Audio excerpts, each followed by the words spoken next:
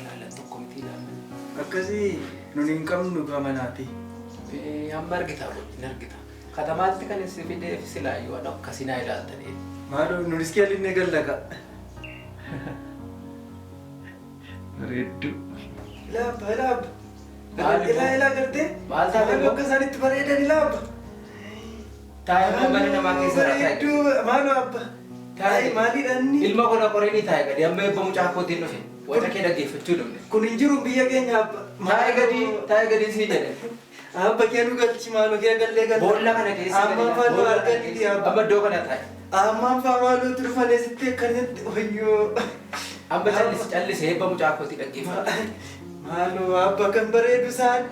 Maal taate bareedanii maaloo abba maaliidhaan. erga silaa mataa naannoo si fidee dhufuu kootte. Makaraan arge. Maaloo lachi bareedu kana laabba lamuun ishee. Waaqayyo gooftaa banne kun hoggee namaa cabsa. Taa'ee gadi ilma Fiigaa kan bareeddi. Obbo Dhiisaa sin obboleessi isaa yookoo kana ta'a ture duraaniin haaraatti ta'e isa kanattis. maal kuni mataa naanneessa isa biyyaa fidatee dhufe annama taate dhee magaalaa fidee dhufe malee achaadha isaa bira kaa'ee dhufuun ture. Sagalee wayyaa naan dhagaa hin dhufanii laata? Ilma koo dhufe Maal harkaan kun akka.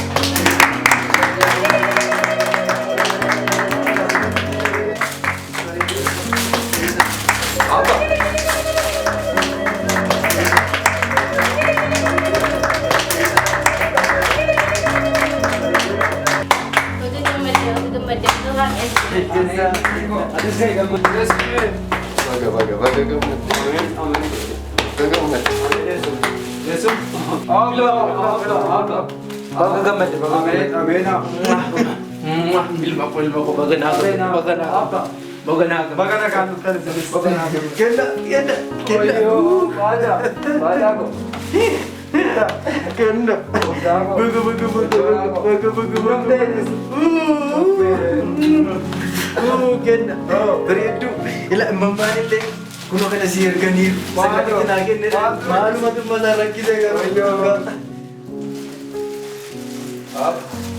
akkam ilma ko baganaa gabbadde. Jeetu waan qopheessitan gadi baasume. egaa harri guyyaa gammachuudha isinillee taphataa warri biyyaa dhuftanis obboleessi keenyas kunoo har'a qabee dhufee baay'ee namatti tola dhugaadha egaa namatti tola baay'ee taphataa gammada.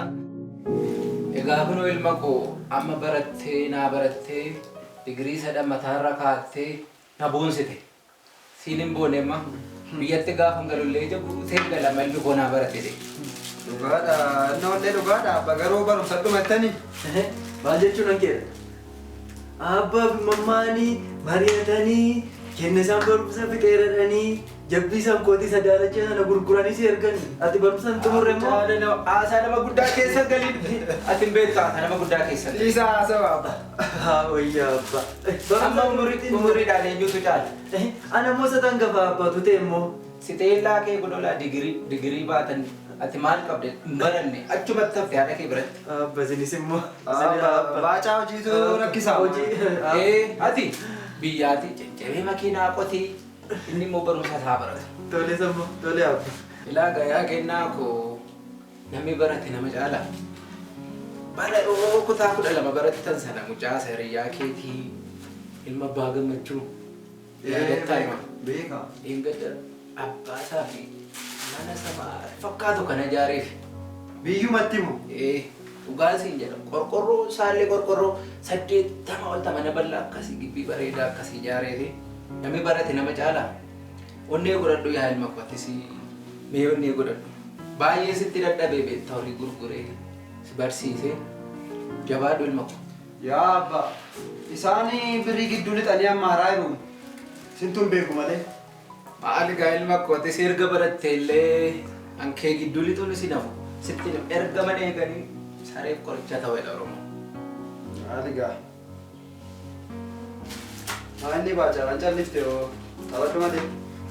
Haadha taphadhaa maanuma na keessa situ hangafaa shoomchaa gosa hangafanaan jetti abbaan osii mootu hin jiru. Hin jiru maal na jedhu. Gurbattii namata dhukkubsa kee kana dhiisi. ati gaafa galtu goda sanatti taasifna waa'ee.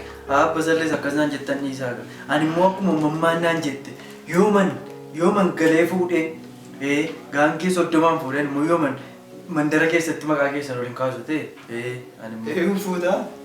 Intaluma ishee gama intala abbaa Faayisaa ishee harree lamaan nagadduun fuudha. Ba mucaan gaangee sirraa yaa'u gaangee. Ta'u egaa ijoolleenis karaa irraa dhufan dadhabaniiru. Mee sanuu dhiyaate kaanee nyaata.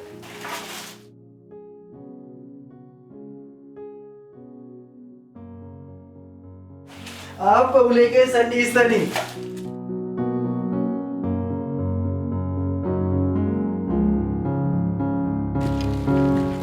Ilma koo kana laaqoo keetaa guddaadha. Egaa namni barate nama hin gatu. Adaraan hin gatiin jabaadhu barattee addana ga'u digirii fudhachuun keenan na boonsitu. Ilaa qaxalee koo egaa waan hunduma isaa namatti himanii bu'aa bayii keessa dabarsine hammam akkasitti dadhabe beektaa. Egaa atis egaa barattee digirii fudhattee tana boonsiteetta.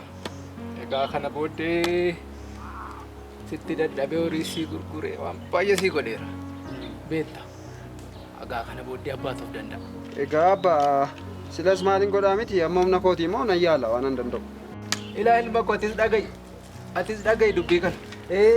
Kennoo ila kopheen ittiin qotisu amma qaata karaarra buute egaa adaraa egaa adaraa akka inni hin bitanneef dibichicha siif gurguranii egaa adaraa amma anfaas immoo naxalaa ittiin waldaa dhaqanii qaata jajjatti isheenis adaraa egaa kenna abbaan fidduufaas si eegu egaa adaraa ankoos immoo yaadaan qabe ka waa'ee fuudha kooti adaraa mannis qofaadha ka fuudhee mayoomanii qeebira jedhe malee yoo gaashaan qabu.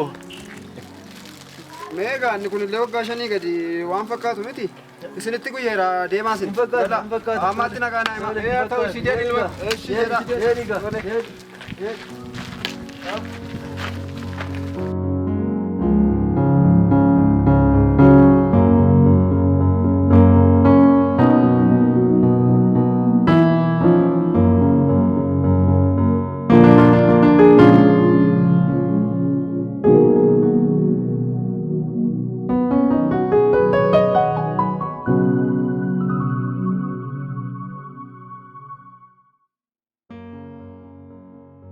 Kam ree hojii?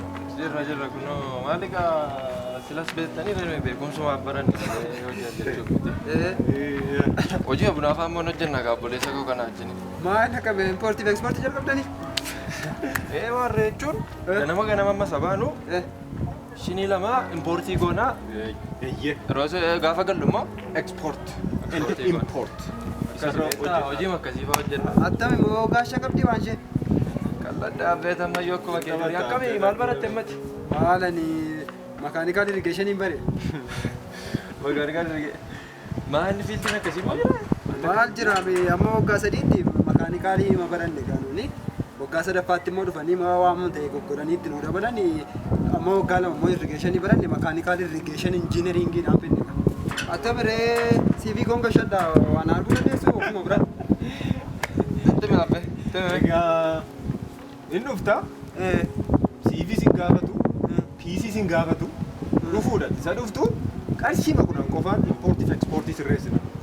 10 ammoo Qarshiima 10 qofa si gaafatu. Ilaa obboleessa koo tokko sitti immoo jechuun ammatti illee yeroo sana maqaa keenya irraa fadhe yeroo nuyi jiisii turreeti.